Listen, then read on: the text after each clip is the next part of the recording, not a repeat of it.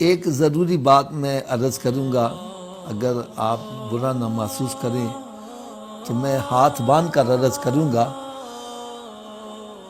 کہ کچھ ایسے افراد ہیں جو روزہ تو رکھ لیتے ہیں لیکن سارا دن گیمیں کھیل رہے ہیں، تاش کی گڈی لے کے بیٹھے ہوئے ہیں اور فلمیں ڈرامے دیکھ رہے ہیں۔ اگر پوچھو تو یار یہ کیا کر رہے ہو؟ کہتا جی میں روزہ نبھا رہا ہوں۔ میں نے کہا تو روزہ نبھا نہیں رہا، روزے کا بیڑا غرق کر رہا ہے۔ یار روزہ رکھوانے کا مقصد کیا ہے؟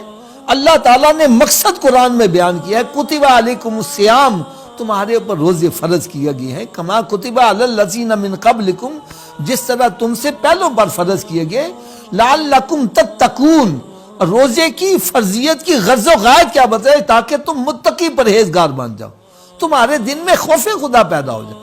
اور روزہ رکھ کے بھی اگر خوف خدا نہیں ہے، گناہ کر رہا ہے، تو ایسے بندے کی پھر مثال حدیث میں کیا آئی ہے؟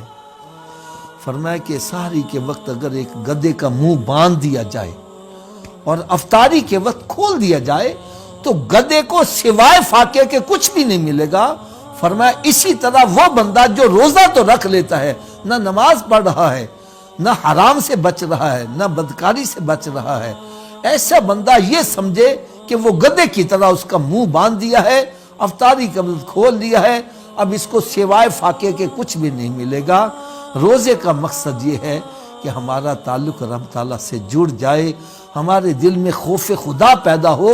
روزہ تو ہماری تربیت یہ کرتا ہے کہ ایک بندے کو پیاس لگی ہے، حلق میں کانٹے چبھ رہے ہیں، غسل خانے میں جاتا ہے، دروازہ بند کر دیتا ہے، بالکل کوئی نہیں دیکھ رہا، بھائی پیاس لگی ہے پی لے پانی، کہتا نہیں میرا رب مجھے دیکھ رہا ہے۔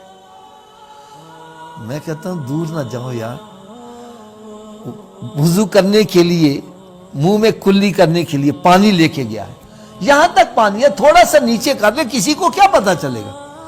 لیکن ایک قطرہ بھی نیچے نہیں کر رہا، کیوں؟ میرا رب یہ اس کو بھی دیکھ رہا ہے۔ نہر میں غوطہ لگاتا ہے، نیچے چلا جاتا ہے،